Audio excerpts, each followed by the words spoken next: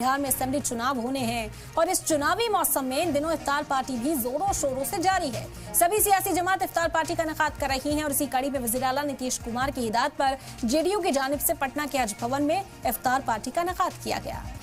इस इफ्तार पार्टी में वजीर आला नीतीश कुमार के साथ साथ उनकी कैबिनेट के सभी वजीर और जेडीयू के बड़े नेता भी मौजूद रहेंगे। इसके अलावा अक़लियती समाज के लोगों को भी इस पार्टी में मदऊ किया गया है।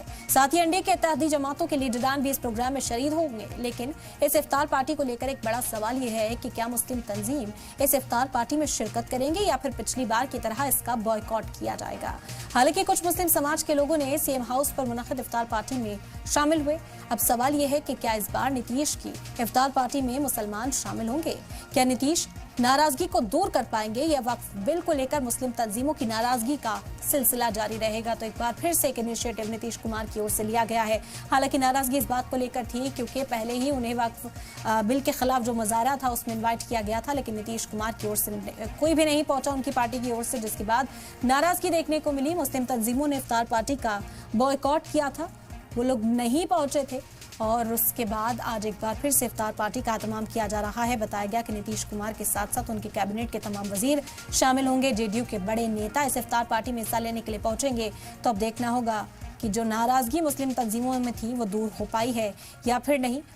नीतीश कुमार क्या इस तरीके से मुसलमानों को साध पाएंगे? असेंबली चुनाव से पहले इस वक्त पारा जो है सियासत में खूब गरमाया हुआ है। बिहार के अंदर सौगातें मोदी बीजेपी की ओर से बांटी जा रही है। बिहार में मुसलमानों को साधने के लिए एक ईद पैकेज जो है वो दिया जा रहा है, जिसमें ज़रूरत का सामान ईद से मुतालिक शामिल किया गया है और उस पर भी सियासत होती हुई नजर आई। और अब इफ्तार पार्टियों का जो सिलसिला है वो भी लगातार जारी है और इसी वजह से कहा जा रहा है कि नीतीश कुमार ने एक और पहल की है मुसलमानों को मनाने के लिए। हालांकि वक्फ बिल के खिलाफ जो मुजाहरा था उसमें नीतीश कुमार के पहुंचने की उम्मीद जाहिर की जा रही थी। जब वो वहां नहीं पहुंचे तो मुस्लिम तंजीमों ने नाराजगी का इजहार किया है और इसी को लेकर अब नीतीश कुमार नाराजगी खत्म करने की कोशिश में जुटे हुए नजर आ रहे हैं।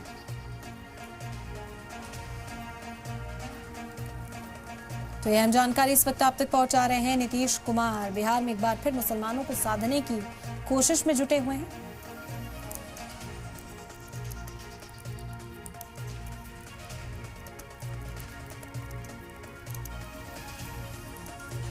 तो बिहार में बहुत जल्द असेंबली चुनाव होने वाला है और असेंबली चुनाव से पहले ही अक़लियतों को साधने के सिलसिला इस वक्त देखा जा सकता है।